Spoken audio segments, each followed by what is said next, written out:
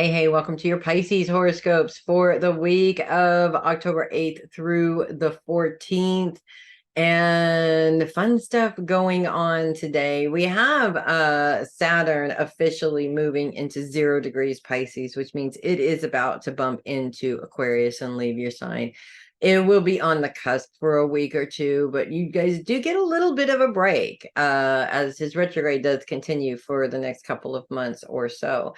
The difficulty or the challenge with that lies in the fact that Saturn is in an opposition with Venus all week long. And that is a bit of a challenge because Saturn, Pisces focus really is on your mental state, your mind, and how you're using your mind. And Saturn is focused on that, but also focused on the past. So what is interesting about this is that he's really pulling these old mindsets up and really showcasing just how often these old mindsets have gotten in your way, specifically towards your creative goals, because that's where Venus is really putting her energy into that. One of the things that I find interesting about every single Pisces that I have ever known is that it's almost like when they have to lead by intellect, they almost become scared, like they can't do it.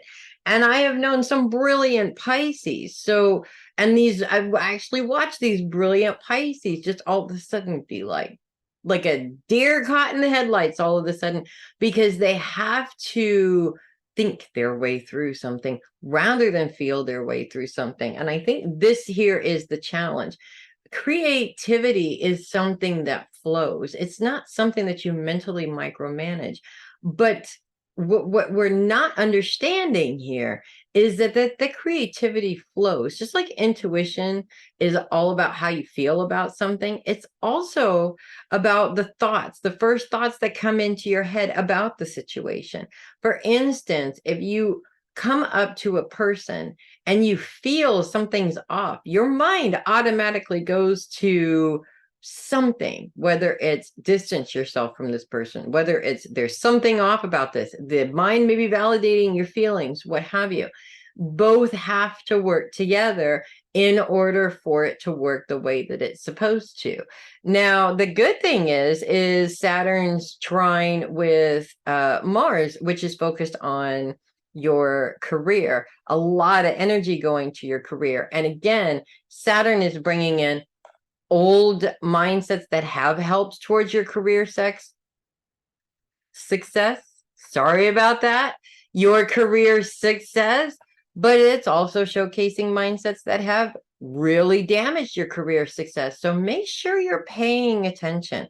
Bottom line here is that self-esteem is something that you create for yourself. Yes, if you had wonderful parents that really helped you grow up with healthy self-esteem, it does help. But that doesn't mean that you won't lose that later on, say when your parents aren't there. It's something that you have to maintain for yourself, even if that means that you have to fake it in order to make it. Sometimes we all don't feel healthy self-esteem every single day. I tend to be a very positive person, but I have my days where I just feel like I am completely and totally failing at everything, because it's human nature to feel that way. You just don't have to live there. That's always what everybody is pushing. Feel that way, but don't live there. Neptune, on the other hand, is really not having any problems except for one day when the moon moves into opposition with Neptune on Thursday. The moon's focus again on those long-term goals. Neptune's focus is very mental at this time. It is squarely focused on the mind and how the mind works. Now, Neptune's all about intuition, and you guys are all about intuition and using your intuition. But if you are over analyzing things or over worrying about things or overthinking, racing, your mind's in a hamster wheel, that intuition just cannot come through. No matter what you do, that intuition just cannot come through. And when the intuition can't come through, it can't help you make the decisions either. So a lot of times, with the moon being a big part of this, when we get emotional, this is where we tend to block our intuition the most, because we're so emotional that we can't see the intuition coming through. Or when it does come through, we sort of destroy it in some way because we're not feeling it right now. If you find yourself in that situation, it's always a good idea to take a big step back, take a deep breath, look at the situation for what it is, not necessarily the feelings that they're coming up with it, but look at the situation for what it is. 9 times out of 10, the decision that you need to make becomes less confusing when you take yourself out of it. For instance, if somebody else was in the same position, this would be a really easy fix. But it's your own feelings that are clouding the judgment to fix it, if that makes sense. Finally, we continue to have Neptune in a grand sextile with Pluto as well as Uranus. Uranus is focused on those you love. Pluto is focused on the past. There's a couple of things actually that come up around this for you guys. One is in terms of your mindset, being careful that you're not continuing to always be in the same mindset around certain people and certain behaviors. For example, a lot of times our relationships get into patterns that are not necessarily good patterns. They're not what we want out of the relationship. And it's because we're focusing on all the things that we don't like about the relationship. We're not necessarily focusing on the good parts of the relationship. Everything that is bad is just overclouding everything. The other way to look at this is, in many ways, intuition is blocked when it comes to those we love the most. And I tell this to everybody. Being a medium, being psychic, being empathic doesn't give you all the answers. It never does. But it doesn't give you any answers, it feels like, around people that you love because you're emotionally invested in them. So it's almost like you're afraid of what you're going to get, or you could get a completely clear picture, but you're going to react to it differently. Case in point, my husband went through something really traumatic in childhood that he did not share with me for a really long time. Many, many years had taken place before this finally came out, and he just, because he couldn't hold it inside anymore. Someone was actually tormenting him with it and had continued to torment him with this thing all these years. And in this particular instance, he just couldn't be tormented with it anymore, and he couldn't hold it inside anymore. If I had been sitting with a client and this client had opened up about this situation, I would have been able to navigate through a healing process with them.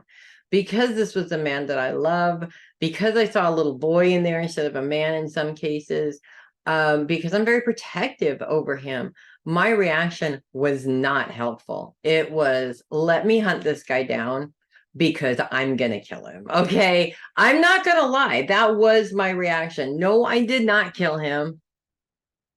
He may deserve it, but no, I did not kill him. That's not my MO. I did work through that, but I still can't help him through a healing process because I'm way too emotionally involved there. So yes, our intuition is always clouded around the people that are closest to us because we have a deeper emotional investment in them. We don't want to see bad things, and we panic when we do. So it's best not to use your intuition around the people that you love outside of asking your guides and angels to help them in whatever way possible. In fact, that is the best thing that you can do to help your loved ones, is to stop trying to control the situation and instead ask their guides and their angels and their family members and on the other side to help them, to give them the strength they need, to give them clear sight, to give them whatever it is that they need. Honestly, to me, that works better than trying to manage the situation myself every single time. So that's what I have for you guys this week. If you love your horoscopes, do click the link in the description and send me a coffee. That is my tip and donation link, and I would really appreciate that. If you are listening rather than viewing, that's ko-fi.com/heavy metal psychic. Also check out heavymetalpsychic.com. Lots of fun stuff going on in there, including the complete redo of the website, which we're all waiting for. Keep checking in to see when that's going to happen. I'm Melissa Bruce, Heavy Metal Psychic, and I will see you guys next week. And in the meantime, remember that you guys are very powerful, very intellectual, and very intuitive human beings. You got this. You always had it. You just have to believe in yourselves. And you know you can do it. I'll see you guys next week. You guys make it a great week.